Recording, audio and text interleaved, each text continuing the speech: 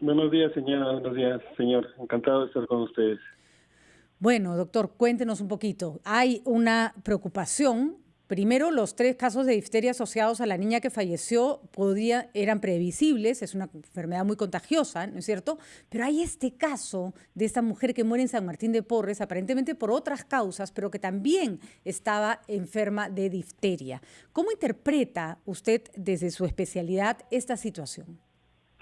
Mire, el tema en este caso no es la vacuna ha existido en los años 60. Ujú. El problema es la crisis que sucede en Latinoamérica y creo que en todo el mundo es la crisis de la vacunación.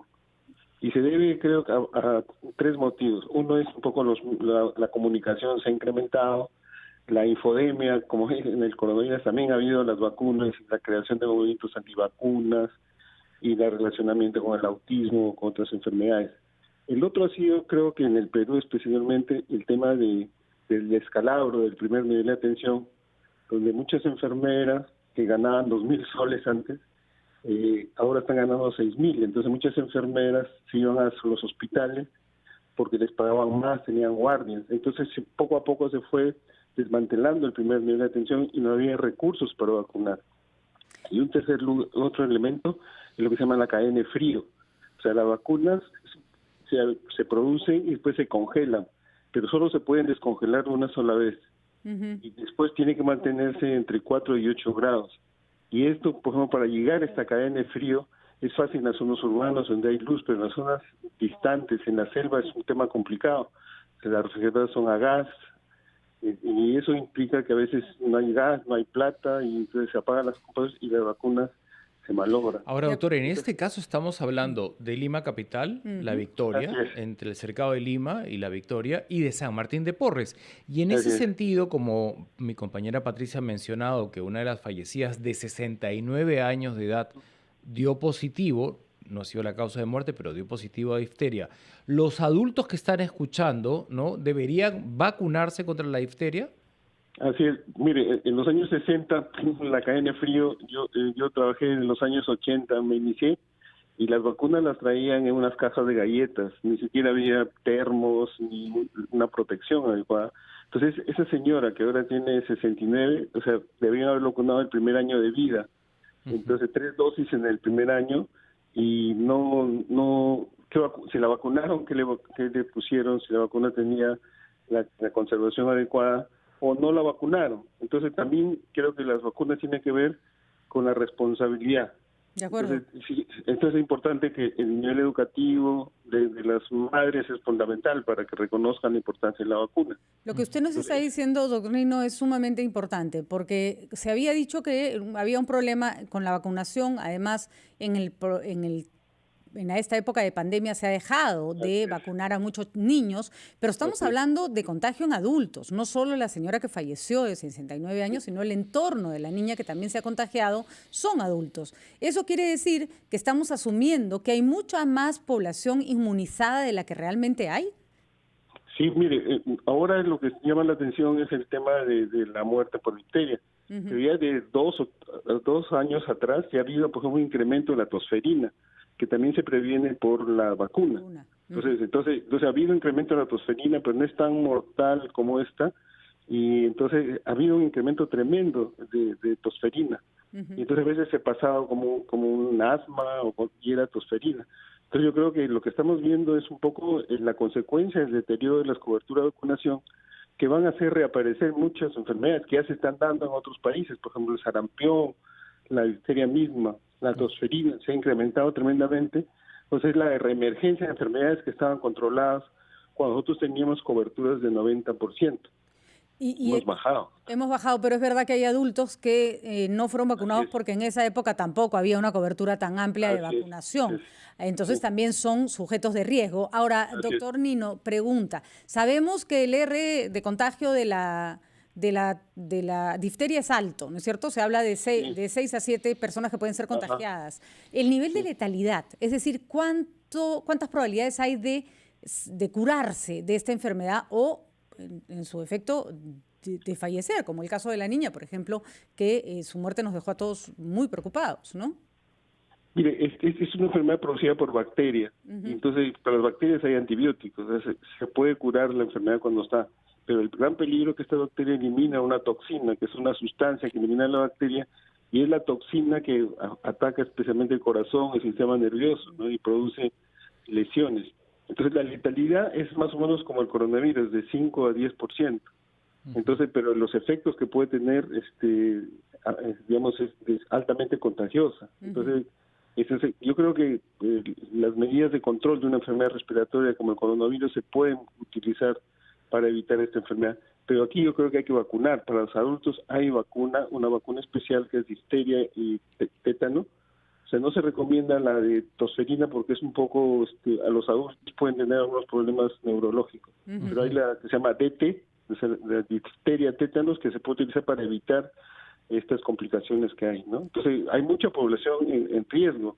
Yo creo que los que han nacido en los años 60 o antes están con riesgo de tener esta enfermedad, y también porque la cadena de frío en esos años no ha sido tan buena, y entonces eso lleva a que sea más vulnerable. Además son personas con más edad y probablemente con más probabilidades de contagio, de contagiarse de cualquier enfermedad en general. Doctor Nino, le vamos a pedir ir a una pausa para ya concluir con algunas preguntas específicas para que la población sepa cómo identificar si está teniendo difteria y a dónde acudir. Vamos a ir a una pausa y continuamos con las preguntas de Mauricio también. del Río y Mauricio Fernandini, estamos en la rotativa del aire. Esto es RPP, La Voz del Perú. Muchas gracias por su compañía y las gracias también al doctor Alfonso Nino, que nos está acompañando a estas horas de la mañana. Las personas que recién se suman a nuestra programación, hemos abordado el tema de la difteria a raíz de los casos que aparecieron en nuestro país. Una niña que lamentablemente falleció y hace muy pocas horas una adulta de 69 años de edad falleció y entre los exámenes que le hicieron dio positivo a difteria. Doctor Nino, creo que es importante recordar su sugerencia, que algunos adultos, sobre todo los nacidos en el 60, deberían vacunarse y hay dos vacunas. Una que usted considera tendría algunas contraindicaciones al sistema neurológico y otra que no, que es la que ha recomendado. En esta segunda podríamos detenernos, por favor, porque los adultos piensan que las campañas de vacunación, las que está promocionando el Ministerio de Salud, están dirigidas única y exclusivamente a los pequeños, pero con su testimonio muchos adultos tomamos conciencia que no estaría mal vacunarnos. No, yo creo que es indispensable. Creo que el mayor descubrimiento de la ciencia médica son las vacunas. Entonces hay que desechar todas esas ideas que las vacunas enferman. Pero hay indicaciones de acuerdo a la edad, porque digamos la mayoría de los niños menos de un año tienen que terminar su año con todas las vacunas que le va a proteger. Pero hay vacunas necesitan refuerzo y que porque los anticuerpos se van perdiendo con el tiempo. Entonces por eso se llaman los refuerzos que tienen que haber. Y entonces cuando la persona crece, entonces ya las vacunas tienen que cambiarla, la dosis, el contenido. Entonces, por ejemplo, para un niño pequeño se pone la vacuna que antes era triple, ahora se llama pentavalente, o sea, son 5 vacunas en una sola vacunación, y esa no se puede poner a un adulto. Entonces, para un adulto es un especial que se llama difteria tétanos, que es una vacuna especial que se hace ya en las personas que tienen mayor edad. Entonces, bueno, para los mayores tenemos la vacuna que lo va a prevenir contra la difteria, pero también contra el tétanos, que es otra enfermedad que se puede hacer por contaminación por el suelo, cuando tiene esporas de esa... No sé si se acuerdan ustedes, utilizábamos cuando tienes algo que es cortado con algo oxidado, había que ponerle vacuna ante el tétano. Eso se pone. Entonces hay una vacuna doble que tiene la difteria y los tétanos. Entonces hay vacunas para los adultos. De acuerdo. Y es recomendable. Finalmente, doctor Nino, cuéntenos un poco cuáles son los síntomas y en qué momento una persona debería estar alerta a la posibilidad de tener difteria. Bueno, esa es una enfermedad respiratoria que puede aparecer por moco verde o con dolor a la garganta. Antes era conocido como el garrotillo, porque se hinchaba el cuello, parecía un toro, se hinchaba. La gente no podía pasar y se moría a veces por asfixia. Pero otro problema que hay que los médicos jóvenes no han visto difteria y solo lo han visto en los libros. Entonces se puede pasar así rápidamente una amigdalitis que a veces tiene pus y se puede pasar desapercibido porque no hay la expertise de haber visto casos. Y yo estoy en esa generación que hemos visto casos. En el hospital niño habían salas con difteria. Entonces también, las enfermedades que eran hace años ya no se ven y no se ha visto en la formación. Entonces un sarpullido puede ser un sarampión, una tos que no cura puede ser tosferina, y una amigdalitis con una secreción purulenta en la garganta puede ser una difteria. Entonces hay que estar alerta. Entonces hay que hacer un refresh con y lo que produce no es la bacteria en sí, porque hoy día antibióticos, es la toxina que elimina y va y afecta al corazón y puede producir infartos, paros o problemas neurológicos, pues parálisis o alteración de la conciencia, etcétera. Entonces, yo creo que deberían estar más acuciosos los profesionales, los pediatras especialmente, en esta reemergencia de las enfermedades que supuestamente fueron controladas y que por la disminución de las coberturas de vacunas se han contaminado. Y bueno, la pandemia agravó este tema, ¿no? Muy bien, doctor Nino, clarísimo. Entonces, esos son los síntomas. Creo que del gobierno, dependiendo de cómo va el asunto, tiene que iniciar también una campaña de sensibilización, que la gente esté atenta y que, como usted dice, los médicos jóvenes aprendan a diagnosticarla. Muchísimas gracias al doctor Alfonso Nino, Mauricio, que ha estado con nosotros, el director de la Escuela de Salud Pública de la Universidad Cayetano Heredia. Clarísimas sus explicaciones sobre esta enfermedad que ya se nos había vuelto desconocida. 20 años sin ningún caso en el país, imagínate. Patricia.